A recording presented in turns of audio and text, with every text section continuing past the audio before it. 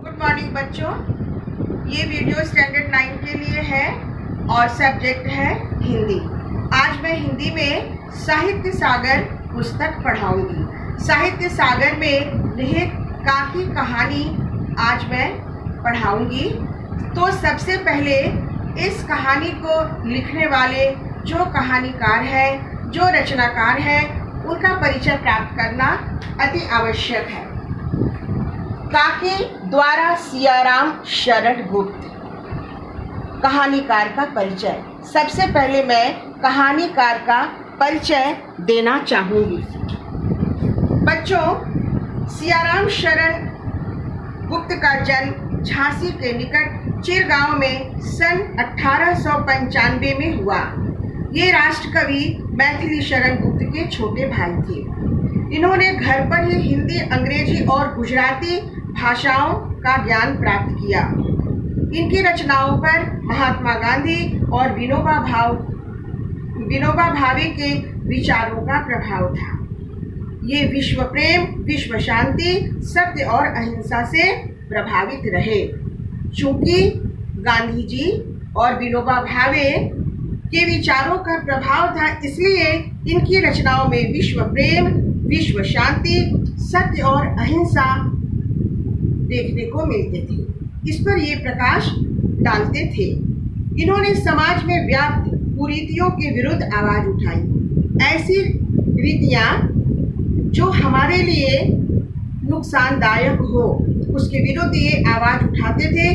जो हमारे लिए अच्छा नहीं है, वो ऐसे रीति रिवाजों को हमें मानना नहीं चाहिए। गुप्त जी की भाषा सरल, सहज और व्यावहारिक है। यानी ये जो रचनाएं लिखते हैं, इनकी जो रचना है वो सरल है, समझने में बहुत आसान, सहज, बहुत ही सहज है, आसान है, जिसे हम आसानी से समझ सकते हैं, और व्यावहारिक है। इन्होंने कहानियां, नाटक और उपन्यास लिखे।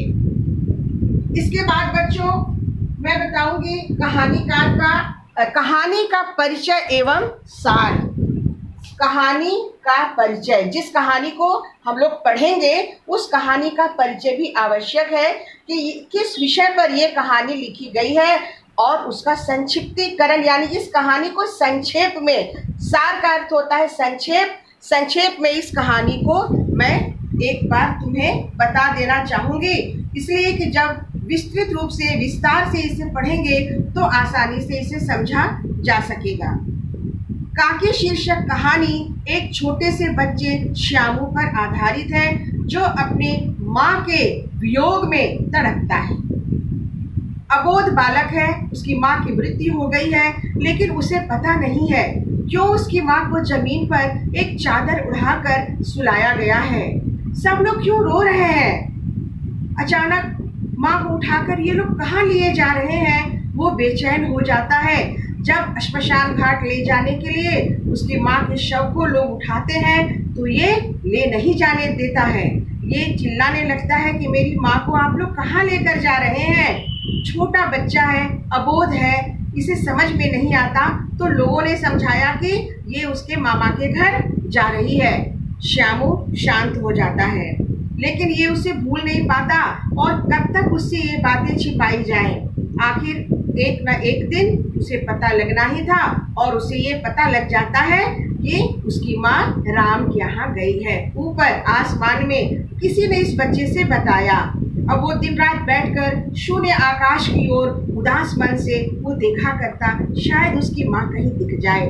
माँ तो नहीं दिखी बच्चों, लेकिन अचानक उसने एक पतंग को उड़ते हुए देखा, और उसके मन में ये ख्याल आया, उसके दिमाग में ये बातें आई, क्यों ना ऐसी ही एक पतंग आसमान में उड़ाकर और उसी के सहारे माँ को नीचे बुला लिया जाए।